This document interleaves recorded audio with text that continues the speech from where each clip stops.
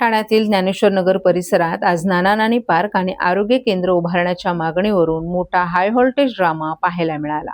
पुलाखालील मोकळ्या जागेवर नाना नानी पार्क उभारावा अशी मागणी उद्धव बाळासाहेब ठाकरे गटाचे स्थानिक नगरसेवक शहाजी खुसपे यांनी ठामपणे मांडली। या मागणीला भाजपनं देखील पाठिंबा देत त्याच ठिकाणी नाना नानी पार्क उभारण्याची मागणी केली।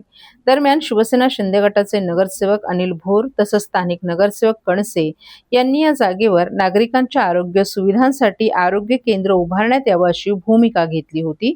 त्यानुसार आज आरोग्य केंद्र उभारण्यासाठी लागणाऱ्या साहित्याचा कंटेनर घटनास्थळी दाखल झाला होता।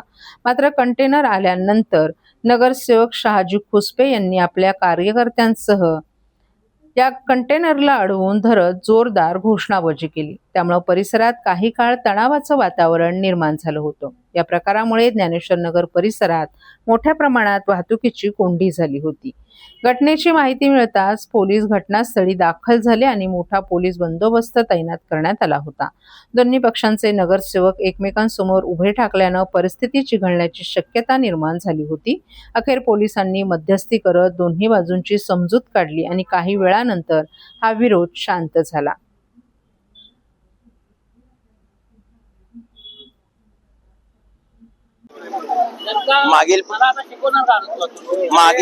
मागील 20 दिवसापासून तुम्हाला गेल्या 20 दिवसापूर्वी पण घटना झालेली असेल की जे नाना नानी पार्क जे संत ज्ञानेश्वर नगर व डॉक्टर गंगाधर नगर मधील रहिवाशांसाठी एकमेव खेळण्याचं गार्डन होतं, जे 13 वर्ष धूळ खात पडलेलं होतं, त्याच्याकडे कोणाचंही लक्ष नव्हतं। त्या गार्डनचा विकास करून त्या ठिकाणी लहान मुलांना गार्डन खेळण्यासाठी उपलब्ध करून देण्यासाठी मी जेव्हा प्रयत्न चालू केले, त्यानंतर रातोरात स्थानिक लोकांनी म्हणजे स्थानिक नेत्या लोकांनी ज्या लोकांना इथे आरोग्य केंद्र करायचं त्यांनी रातोरात कुठल्याही पद्धतीची वर्क ऑर्डर कोणत्याही पद्धतीची परमिशन नसताना RMC कॉन्क्रीट डायरेक्ट गार्डन मध्ये ओतलं। त्या जागेची परमिशन आहे काय त्यांच्याकडे काही नाहीये।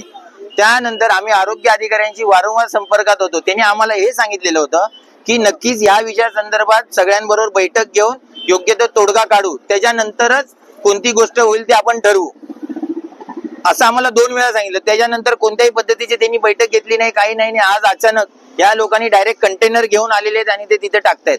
आज आमचं आरोग्य अधिकाऱ्यांशी बोलणं झालं तर त्यांचं सुद्धा हे स्पष्ट मत आहे की आजच्याच कंटेनर टाका, हे असं आम्ही आजही कोणाला सांगितलेलं नाही। आम्ही कोणाला परमिशन अशी दिली नाही की आजच्याच तुम्ही अर्जंट मध्ये कंटेनर टाका असं आहे। तर या गोष्टीची शहनिशा करण्यासाठी इथे कुठलाही आरोग्य अधिकारी PW खात्याचे कुठलाही अधिकारी इथे उपस्थित नाहीयेत, पण हे सत्तेच्या ताकदीच्या जोरावरती हे रेटायचा प्रयत्न यांचा चाललेला आहे। सेंट्रल गव्हर्नमेंटचा उपक्रम आहे। तुमच्या मागच्या बाजूला बघाल तर जवळपास अंबिकानगर, राजीव गांधी नगर आणि समोर बघाल तर ज्ञानेश्वर नगर, विजयनगर, त्यानंतर महात्मा फुले नगर हा सगळा स्लम एरिया आहे। 25,000 लोकसंख्येच्या परिसरामध्ये या केंद्र शासनाच्या आरोग्य योजनेचा सर्वसामान्य नागरिकांना फायदा होणार आहे, त्यांना आरोग्याच्या सेवा उपलब्ध होणार आहेत। तुम्ही जे बघताय त्या ठिकाणी अत्यंत अवस्था वाईट होती। त्या ठिकाणाचं आम्ही आता त्याच्यामध्ये बदल करतोय। त्या ठिकाणाच्यामध्ये PCC झालेला आहे, त्या ठिकाणी स्वच्छता होते, बाजूचा नाला बंदिस्त होईल आणि त्या ठिकाणी ठाणे शहरामध्ये चांगला लौकिक असलेलं आरोग्य केंद्र येत्या 2 महिन्यात तुम्हाला अत्यंत चांगल्या पद्धतीने कार्यान्वित झालेलं दिसेल।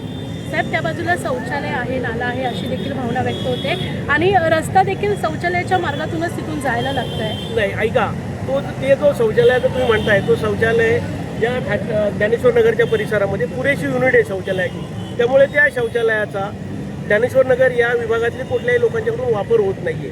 काही वर्षापूर्वी ज्या ठिकाणी इकडे शौचालयाची कामं सुरू होती त्यावेळी ते पर्यायी केलेलं होतं, परंतु आता त्या शौचालयांचा वापर होत नाही। त्यामुळेच आम्ही ठरवलं की या ठिकाणी ही जागा पडलेली आहे, या ठिकाणी संध्याकाळच्या वेळात व्यसनी अंमली पदार्थांचं सेवन केलेली मुलं येतात, छेडछाड होते, तर या ठिकाणी आपण जागेचा कायापालट करूया। त्या दृष्टीने प्रशासकीय पातळीवर आम्ही प्रस्ताव तयार केला। या ठिकाणी जागेचे आरोग्य विभागाकडून पंचनामे झाले, आरोग्य विभागाचं अप्रुव्हल आलं। आरोग्य विभागाने या ठिकाणी अभिप्राय दिलाय की आजूबाजूच्या 25,000च्या स्लममध्ये, झोपडपट्टीमध्ये आरोग्याच्या प्राथमिक सुविधा मिळण्यासाठी कुठलंही आरोग्य केंद्र नाही आहे, तर ही जागा परफेक्ट आहे असा प्रशासनाचा अहवाल आहे आणि ते अप्रुव्हल पण आलेलं आहे। ते अप्रुव्हल आलं। आता हे जे तुम्हाला कंटेनर दिसतोय 600 स्क्वेअर फुटाचा हा केंद्र सरकारने ही योजना आणलेली आहे नागरी आरोग्य केंद्राची। याच्यामध्ये सगळ्या सुविधा आहेत, डॉक्टर असतील, परिचारिका असतील, ह्या सगळ्या व्यवस्था आहेत। या ठिकाणी महिलांच्यासाठी वेगळी स्वतंत्र रूम असेल, प्रसाधनगृह असेल, अशा प्रकारे सुसज्ज आरोग्य केंद्र या ठिकाणी होणार आहे. मला कोणावरही व्यक्तिगत टीका करण्यात आनंद नाही आहे किंवा मला त्यात इंटरेस्ट नाही आहे. नामदार एकनाथजी शिंदे साहेब ज्या पद्धतीने शांतपणे विकासाच्या दृष्टीने काम करत असतात, त्यांच्याच मार्गदर्शनाखाली आम्ही ठाणे महानगरपालिकेमध्ये अशा प्रकारे कामाला सुरुवात केलेली आहे. मला कोणाच्याबद्दल वाईट बोलायचं नाही, कोणाबद्दल सांगायचं नाही आहे. परंतु तुम्हाला एक मी नक्की सांगू इच्छितो की तुम्ही आत्ताही आलेला आहात. यापूर्वी मला वाटतं बाईट घेतलेल्या होत्या, त्या ठिकाणाचं तुम्ही चित्रीकरण केलेलं आहे. परंतु 2 महिन्यांनी तुम्ही या ठिकाणी ज्यावेळी याल त्याचवेळी तुम्ही सांगाल की या ठिकाणच्या परिसराचा 100% कायापालट झाला आहे आणि लोकांना अत्यंत उत्तम सुविधा या ठिकाणी मिळत आहेत.